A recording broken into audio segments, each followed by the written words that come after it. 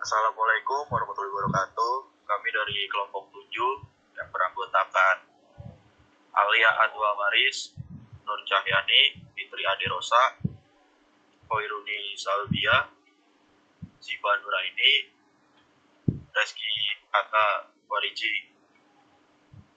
Kami ingin menjelaskan hasil data yang telah kami dapatkan dari indikator berpikir kritis.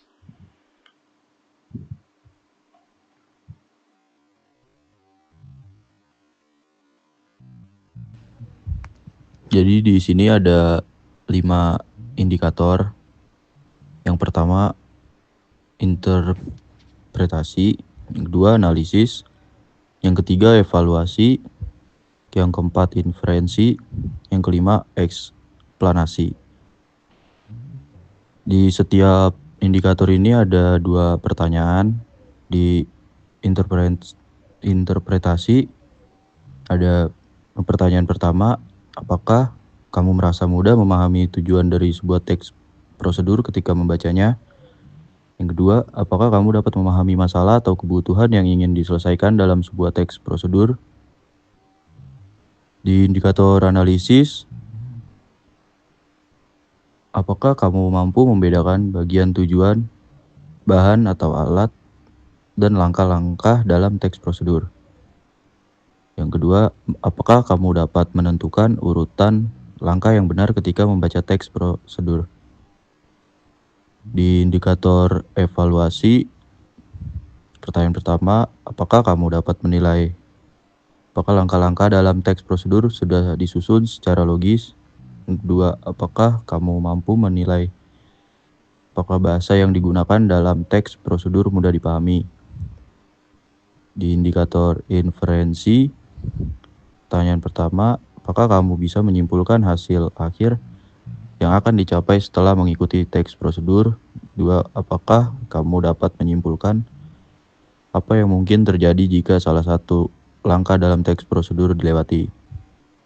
Di indikator eksplanasi, pertanyaan pertama, apakah kamu mampu menjelaskan mengapa teks prosedur harus disusun secara berurutan? Kedua, apakah kamu dapat menjelaskan alasan pentingnya penggunaan kata kerja perintah dalam teks prosedur? Instrumen penelitian. Jadi, instrumen penelitian yang digunakan oleh kelompok kami ini berupa kuesioner, yang dimana kuesioner ini terdiri dari 10 pertanyaan yang dirancang untuk mengukur kemampuan siswa dalam memahami teks prosedur. Di sini pertanyaan-pertanyaannya kami bagi menjadi 5 aspek utama seperti yang sudah dijelaskan pada indikator penelitian sebelumnya.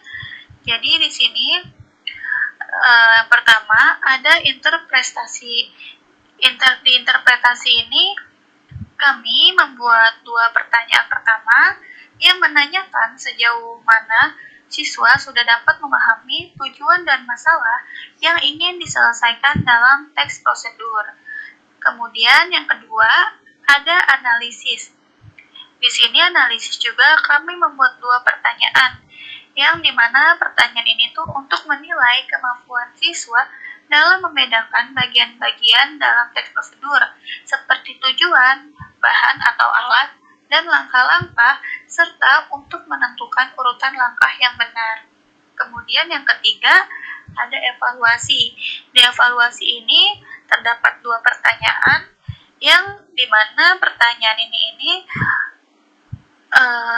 untuk mengukur kemampuan siswa menilai logika langkah-langkah dan kemudahan pemahaman bahasa dalam teks prosedur. Kemudian ada interferensi. Di interferensi ini kami juga membuat 2 pertanyaan yang dimana ini tuh untuk menanyakan kemampuan siswa apakah dapat menyimpulkan hasil akhir atau konsekuensi jika ada langkah tertentu yang mereka lewatkan. Kemudian yang terakhir ada eksplanasi, yaitu di sini juga kami membuat 2 pertanyaan untuk mengukur kemampuan siswa dalam menjelaskan alasan pentingnya urutan langkah dan penggunaan kata kerja perintah dalam teks prosedur. Jadi dengan instrumen ini kita tuh dapat mengetahui tingkat pemahaman siswa secara menyeluruh dari membaca hingga menganalisis teks prosedur. Jadi dalam instrumen ini ada 10 pertanyaan yang terdiri dari 2 soal interpretasi, 2 soal analisis, 2 soal evaluasi, dan 2 soal interferensi, serta 2 soal eksplanasi, yang dimana soal-soal ini akan kami sebar kepada responden berupa kuesioner atau angket yang akan diisi oleh mereka, kemudian hasilnya akan kita olah untuk dihitung validitas dan reliabilitas soalnya. Assalamualaikum warahmatullahi wabarakatuh.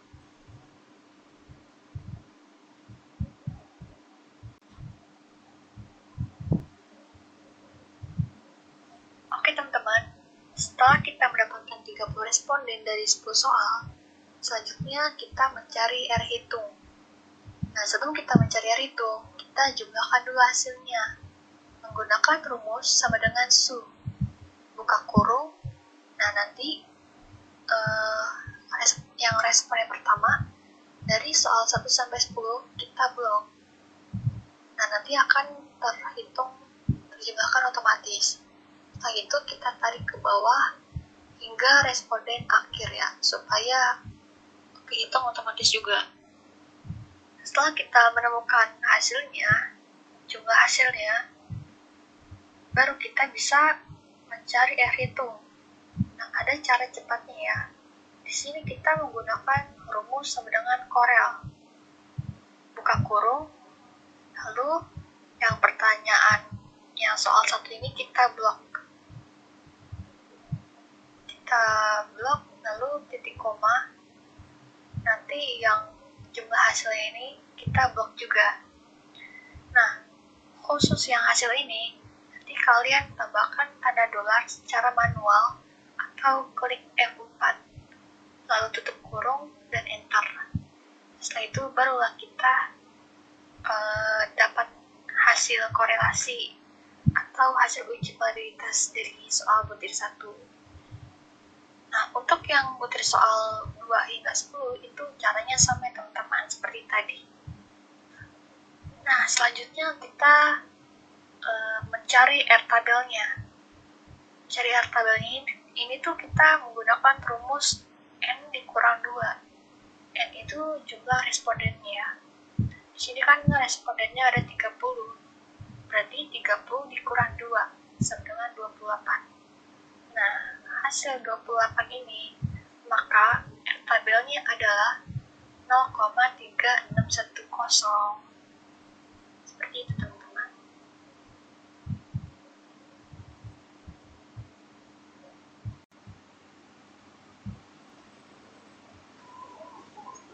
Selanjutnya yaitu kita akan melakukan uji validitas.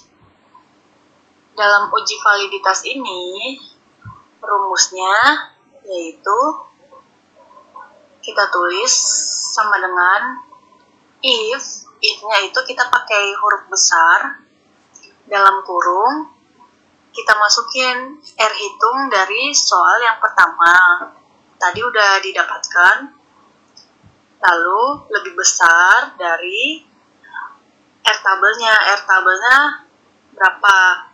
Udah ada tadi, kita tinggal ketik aja, lalu titik koma, lalu dalam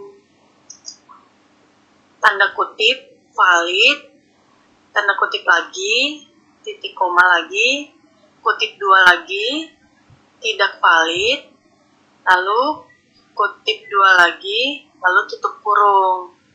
Selanjutnya kita enter. Ternyata hasil untuk uji validitas soal yang pertama itu hasilnya valid. Untuk melihat apakah soal yang selanjutnya valid apa enggak, kita tinggal tarik aja dari hasil yang pertama. Kita tarik ke kanan sampai soal nomor 10. Tarik, habis itu hasilnya. hasilnya valid semua.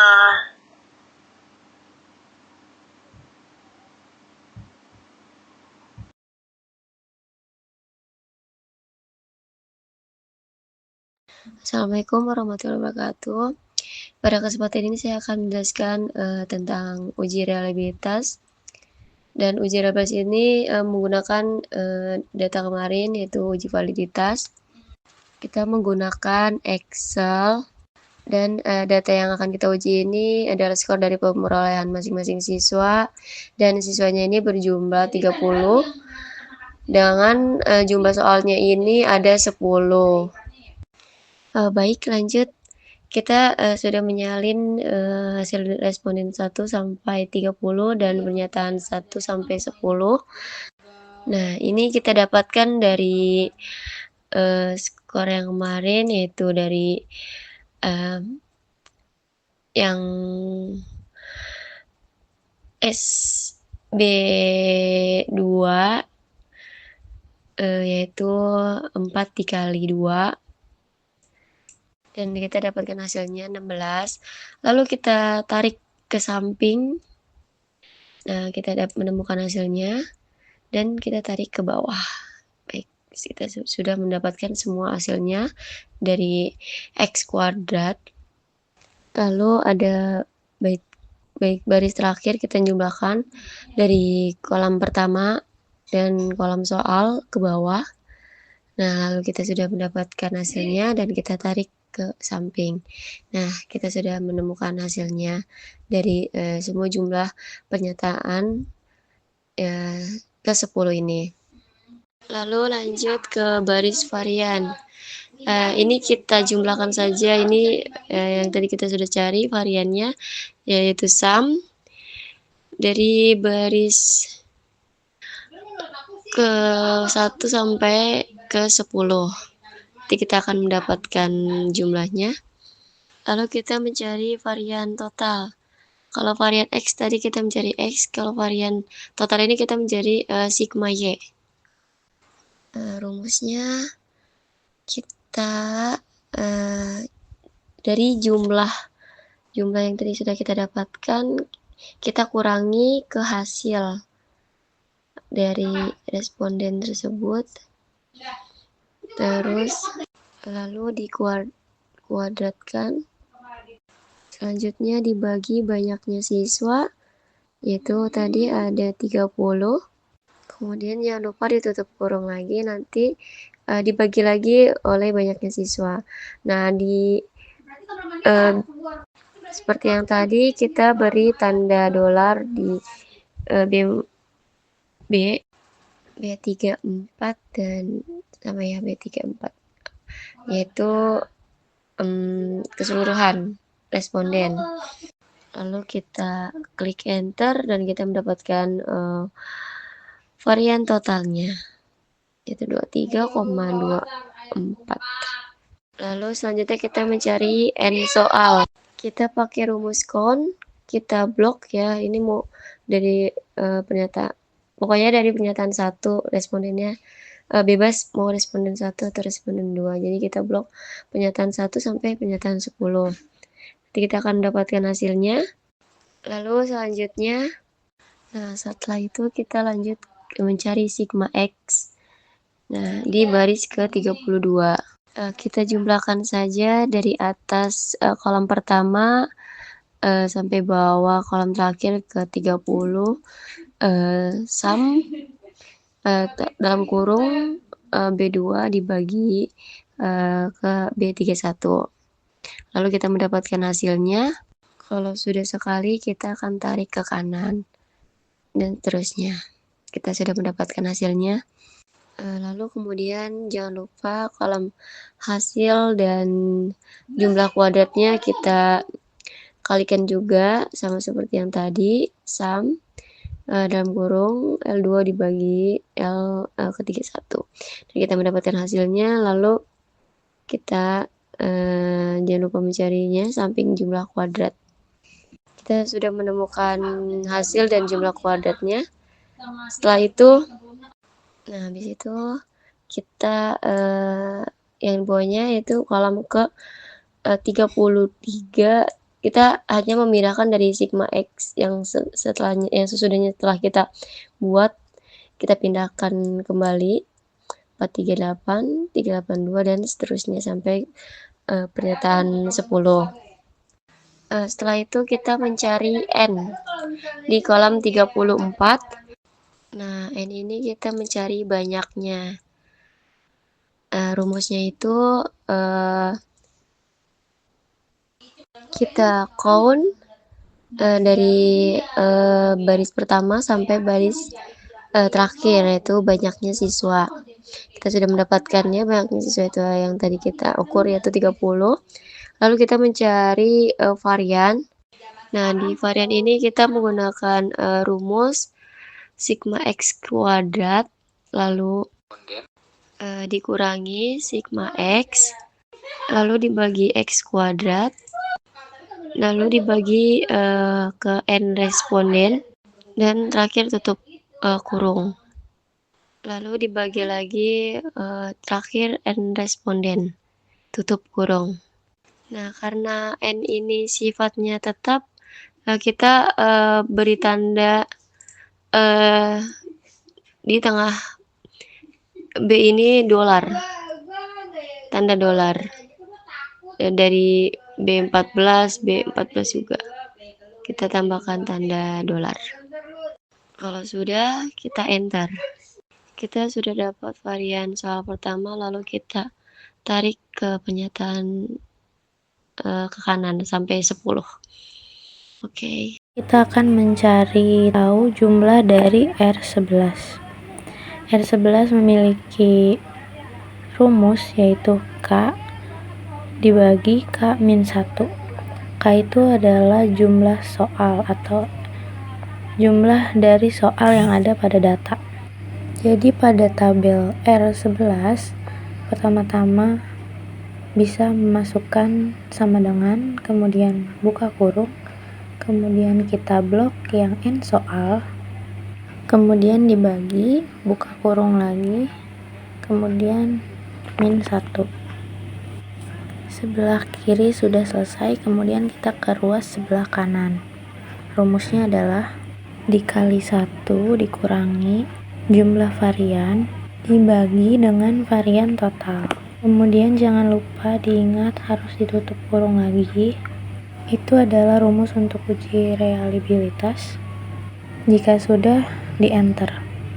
Setelah di enter akan ditemukan hasilnya. Hasil dari data di atas yaitu 0,779228. Kemudian dari hasil tersebut kita bisa cek di tabel reliabilitas data tersebut masuk di kategori apa.